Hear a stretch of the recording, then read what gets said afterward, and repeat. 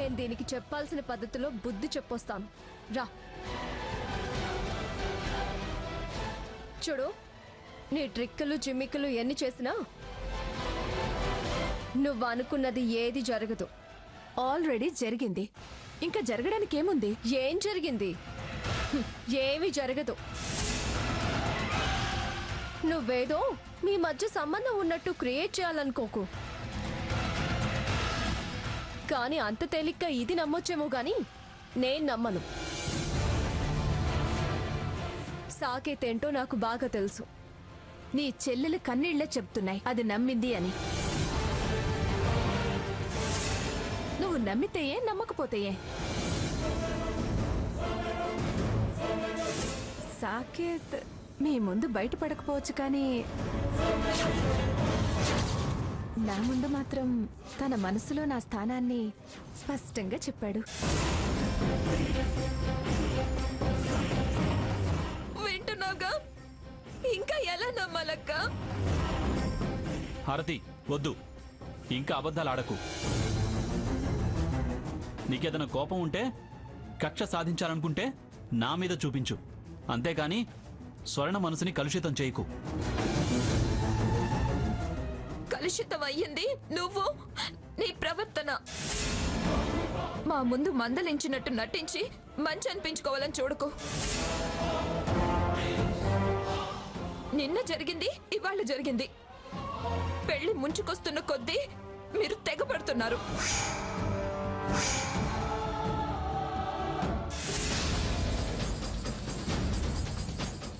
స్వర్ణ, అమ్మమ్మ గారు వస్తున్నారు. కన్నీళ్లు తుడుచుకో, తుడుచుకో. కళ్ళు తుడుచుకుంటే కడుపులో దుఃఖం ఆగుతుందా అక్క? ఆపుకోవాలే, లేకపోతే ఈ గొడవ ఎంతైనా కావచ్చు.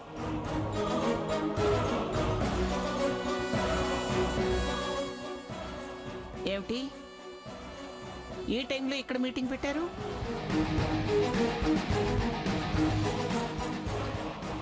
దేనికంతా ఇక్కడ గుమిగూడారు? ఏముంది పెద్దమ్మ గారు, ఎప్పుడూ ఉన్నదేగా. నేను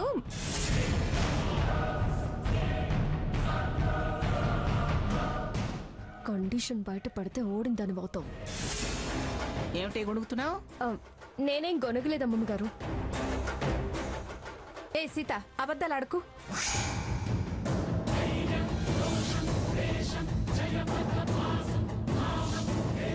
అమ్మమ్మ గారు తను మీతో నిజం చెప్పొద్దంటుంది.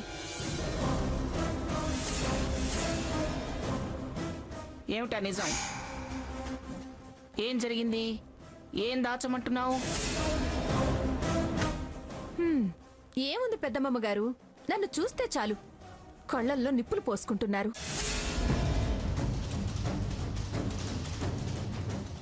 నేనిలా వెళ్తున్నాను, సాకేత్ అలా వస్తున్నాడు. సరిగ్గా మేమిద్దరం ఒకరికొకరు ఎదురుపడినప్పుడు వాళ్ళు అటు నుంచి వస్తూ మీరు ఏం మాట్లాడుకుంటున్నారో అంటూ గొడవ మొదలు పెట్టారు. అరే, యాక్సిడెంటల్ గా కలిశాము అన్నా వినిపించుకోకుండా మెంటలొచ్చిన వాళ్లలాగా ఈ అపూర్వ సోదరీమణులు నా మీద విరుచుకు పడుతున్నారు.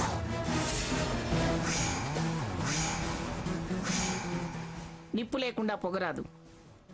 వాళ్ళలా తప్పు లేకుండా విరుచుకుపడేవాళ్ళు కాదు. అయినా నువ్వేమిటి రేపు పెళ్లి పెట్టుకుని ఇలా నిద్రగాయడం? ఏమే స్వర్ణ, తలంబ్రాలవి కలపాలి కదా. నిన్నే పని చేయొద్దు, వెళ్ళి పడుకోవే అంటే పడుకోకుండా ఇక్కడికొచ్చేమిటే ఈ పెత్తనాలు? సీత, నువ్వు కూడా అక్కడ పని వదిలేసి వచ్చి ఇక్కడేం చేస్తున్నావు? చెల్లెలు గారు చూసి అక్కగారిని వెంటేసుకొచ్చింది. సరే, మరి నువ్వెందుకున్నావురా ఇక్కడ? తాతయ్యని కలుద్దామని వచ్చాను. అయినా ఈ రాత్రిపూట తాతయ్యతో నీకు పనేమిటి? ఇంతకీ ఈయనెక్కడా? వస్తున్నాను తల్లి. పైడిరాజు పిలిస్తేను బయట పంతులు గారితో నేను రఘురాం మాట్లాడుతున్నాం. మీకు అర్ధరాత్రి పూట పంతులు గారితో పనేమిటో, వీళ్ళు ఇక్కడ ఈ పోట్లాటేమిటో నాకేం అర్థం కావటం లేదు. పెళ్లి ఏ పద్ధతిలో చేయాలి అని అడిగారు. అది తాతయ్య వివరించారు.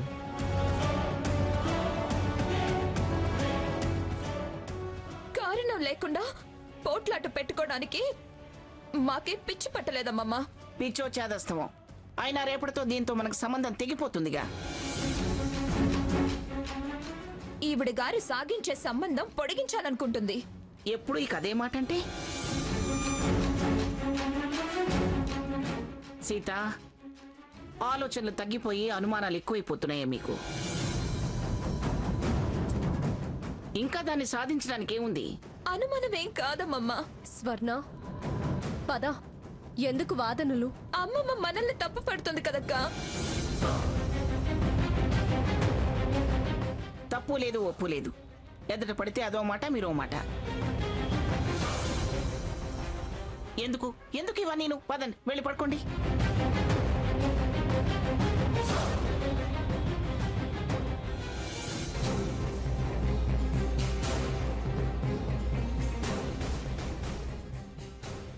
దాన్ని పంపించడం కాదు, నువ్వు కూడా వెళ్ళు. వెళ్ళవే.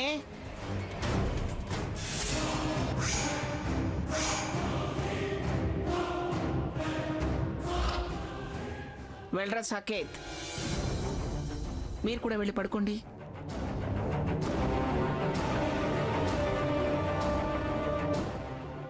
చూడు హారతి, వాళ్ళని మందలించానని నువ్వు సంబరపడద్దు.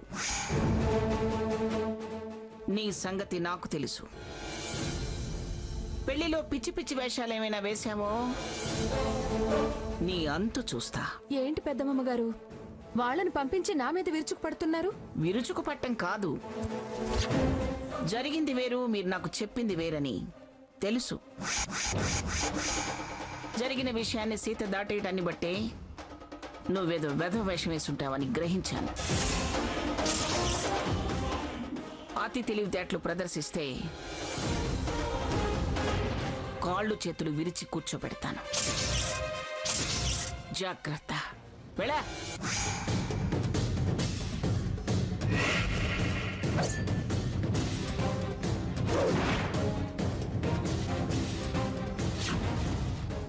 ఈవిడ వార్నింగ్స్ ఎంత, ఈవిడెంత? మీరంతా ఏకమైనా ఎలా పెళ్లి చేస్తారో చూస్తాను.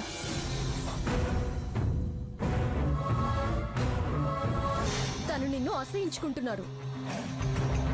అది నా నాటకంలో భాగం. ఇప్పుడు నేను ఎలా నీతో ప్రేమ నటించానో అలాగే తను కూడా స్వర్ణ మీద ప్రేమ కురిపిస్తున్నాడు.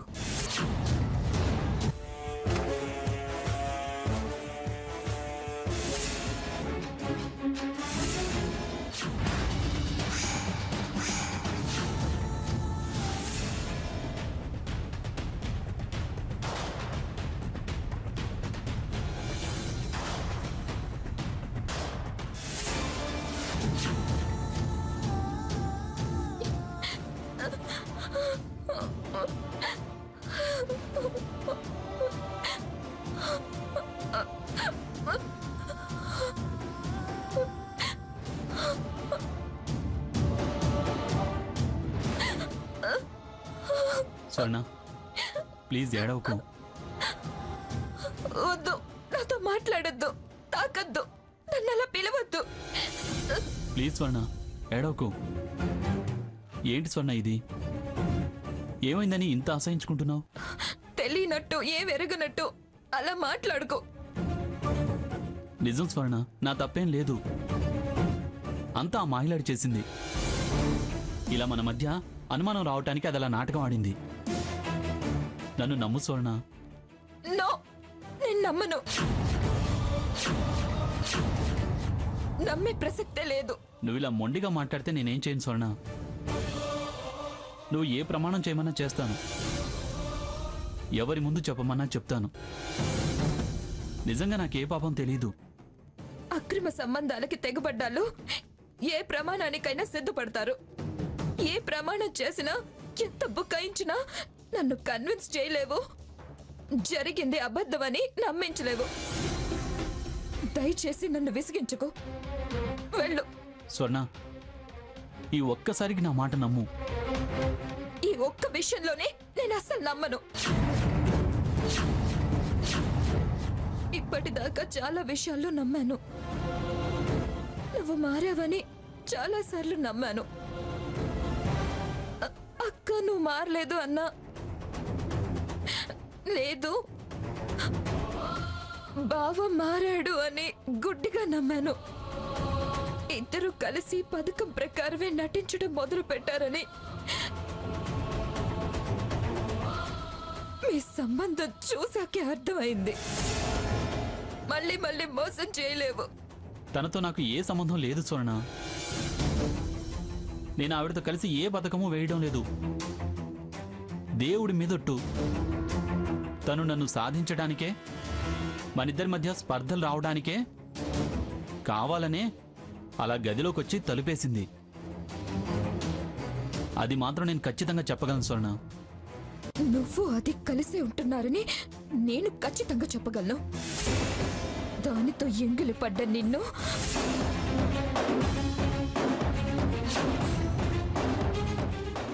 నా బతుకుతో భాగం పంచుకోనివ్వను. స్వర్ణ, నీకు కోపం వచ్చినా, నువ్వు అరిచినా, నా మీద చేయి చేసుకున్నా, నేనింక నిన్ను ఈ జన్మలో నమ్మను. నమ్మను నమ్మను. వెళ్ళు, ఈ గదిలో నుంచి మర్యాదగా వెళ్ళు. అంతేనా? నమ్మవా? నన్ను నేను నిరూపించుకుంటాను. నేను తప్పు ఎరగనని నిరూపించుకునే తీరుతాను. నిరూపించుకున్నాకే ప్రేమిస్తాను. నన్నేం చేయమంటావో చెప్పు.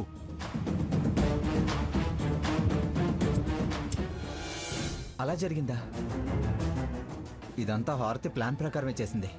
అవును, అటు బయట పడితే పెళ్ళి ఆగుతుంది, స్వర్ణ కంట పడితే వాళ్ళిద్దరి మధ్య మనస్పర్ధలు వస్తాయని రెండు రకాలుగా ఆలోచించే గదిలో దూరిందేమో అనిపిస్తుంది. స్వర్ణ చాలా అప్సెట్ అయింది. అది సాకేత్ని అనుమానించింది. ఇప్పుడు ఎలా? నేను దాన్ని నమ్మొద్దు, అంతా అది ఆడిన నాటకమే అని నచ్చ చెప్పాను కదా. కన్విన్స్ అయిందంటావా? లేదు, తను నన్ను పూర్తిగా అర్థం చేసుకోలేదు. లేదు, తప్పు చేసావు అంటూ నేను ఎంత చెప్పినా వినట్లేదు. నన్ను గదిలోనే ఉండొద్దని, బయటికి వెళ్ళమని, ఉంటే ఏదైనా చేసుకుంటాను అంటోంది. బాగా డిస్టర్బ్ అయ్యింది. నాకు భయంగా ఉంది. మీరే ఎలాగైనా నచ్చజెప్పాలి. సాకేత్? అవును, తను చాలా కోపంగా ఉంది. సీత, పద, స్వర్ణతో మాట్లాడు.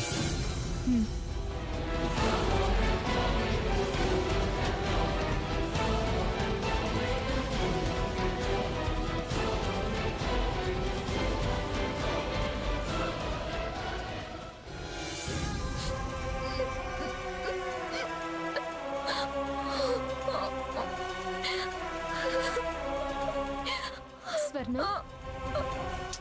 ఏమీ జరగలేదు అంటే కాదు జరిగింది అని సాకేత్ని మూర్ఖంగా ద్వేషిస్తావే. మూర్ఖత్వం కాదక్క, దొరికిపోయి మనల్ని మోసం చేస్తున్నాడు. వాళ్ళ సంగతి నీకన్నా నాకే బాగా తెలుసు. ఏం తెలుసే? ఏం తెలుసు నీకు? ఆవేశపడ్డం తెలుసు, అపార్థం చేసుకోవడం తెలుసు. నీ ఆవేశం తగ్గించుకొని కాస్త ఆలోచించు. నీకు అసలు విషయం బోధపడుతుంది.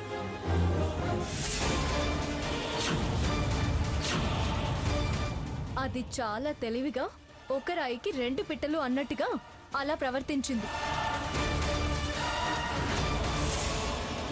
నువ్వు ఇలా గొడవ చేసి దాన్ని గెలిపించుకో. నేను గెలిపించడం ఏంటి? చూడు స్వర్ణ, సాకేత్లో స్పష్టమైన మార్పు నేను గమనించాను. తను నీకు దగ్గరవ్వాలని అనుకునే సమయంలో నువ్వు దూరం పెంచుకో. అలా చేస్తే మీ మధ్య ఎడబాటే మిగులుతుంది. ఇంకా గ్యాప్ పెంచుకుంటే అటు దగ్గరవ్వడం ఖాయం. బావా మారాడా? అదే నాటకం ఆడింది. అందులో అనుమానం ఏమీ లేదు. ఇది హారతి వేసిన ప్లాన్. ఏమో, నాకైతే నమ్మకం కుదరడం లేదు. నా మాట విని స్వర్ణ, నీకు అన్యాయం జరిగితే నేను భరించగలనా చెప్పు? లేని నమ్మకాన్ని నీ మీద బలవంతంగా ఎందుకు రుద్దుతాను చెప్పు? ఒక్క ఒక్కసారి ఆ హారతికి గెలిచే అవకాశం ఇస్తే మనం గెలవడం కష్టమవుతుందే. ఈ విషయంలో సాకేత్ తప్పేమీ లేదు. సాకేత్ని ద్వేషించకు, అనరాని మాటలు అనకు. అయినా రేపు ఆరతి పెళ్ళైతే ఇంకా సమస్య శాశ్వతంగా దూరం అవుతుందిగా. అందుకే కొంచెం ఓపిక పట్టు సోర్ణ. నువ్వు అనవసరమైన ఆవేశాలు అనుమానాలు తగ్గించుకో. పదరకు.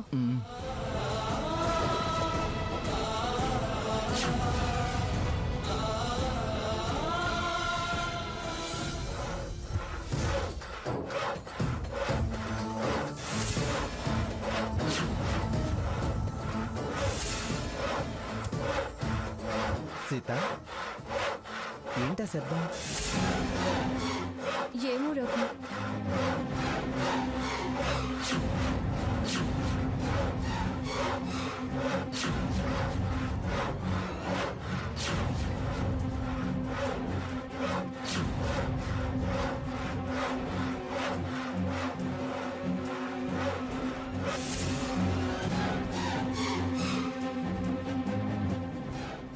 ఇటువైపే వినబడుతుంది. అవును, ఏదో సౌండ్ వస్తుంది. సరే, సాకేత్ ఎక్కడున్నాడో చూద్దాం.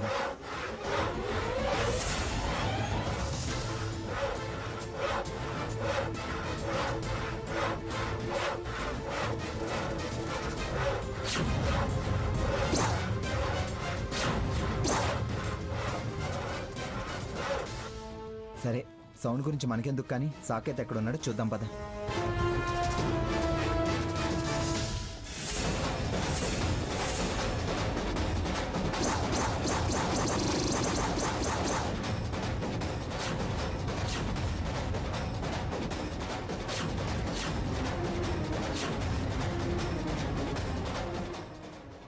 సాకేత్, అనయ్య, స్వర్ణకు నచ్చజెప్పారా? ఏమంది? ఎందుకురా అలా చెమటలు పట్టేయంటి? టెన్షన్ అన్నయ్య, టెన్షన్. ఆ రాక్షసి ఎదురై పగబట్టి నన్నిలా వేధిస్తుందని టెన్షన్. స్వర్ణకు నాకు మధ్య అగాధం సృష్టిస్తోంది, అదే టెన్షన్. అది ఎప్పటికీ మిమ్మల్ని వేరు చేయలేదు సాకేత్. నీ మార్పు మీద అది ద్వేషం పెంచుకుంది. నాకు దక్కని వాడు సుఖంగా సంతోషంగా ఉండకూడదని పగబట్టింది. అసలు గదిలోకి రాగానే చెంప చెళ్ళు అనిపించుంటే ఇంత దాకా వచ్చేది కాదు. అదే చేయాలనుకున్నా, కానీ గొడవ అయితే రభస అవుతుందని, పెళ్ళి ఆగుతుందని నేను ఆగాల్సొచ్చింది. తను కూడా ఆ ప్లానే వేసింది. ఇంతకీ స్వర్ణ ఏమంటోంది? స్వర్ణ చాలా కోపంగా ఉంది. మేము అన్ని విధాలా నచ్చ చెప్పాం, కాస్త కూల్ అయింది. అయినా తన ఆవేశం నీకు తెలిసిందేగా. కసురుకోగానే ఇలా బయటకు వచ్చాడువేనా? భార్యాభర్తల మధ్య విభేదాలు వస్తే వాళ్ళల్లో వాళ్ళే సర్దుకోవాలి, నచ్చ చెప్పుకోవాలి. చాలా ప్రయత్నం చేశాను, కానీ నా మాట వినిపించుకోవట్లేదు. నువ్వు తప్పు చేశావు అంటుందే కానీ నా మాట వినందే నేనేం చేయను. ఆ హారతి అంతగా స్వర్ణ నిన్ను అనుమానించేలా చేసింది. ప్రస్తుతానికైతే కాస్త చల్లబడింది. మళ్ళీ ఇలాంటివి జరగకుండా జాగ్రత్త పడు సాకేత్. అలాగే సీత. చూడు సాకేత్, ప్రతిసారి తన్ని పెళ్లి జరగకుండా తప్పించుకోవాలనే ప్లాన్లు వేస్తూ ఉంటుంది. జాగ్రత్తగా మనం హారతిని గమనిస్తూ ఉండాలి. ఏమాత్రం అజాగ్రత్తగా ఉన్నా దాన్ని తన అడ్వాంటేజ్గా తీసుకుంటుంది. Take care. అలాగే.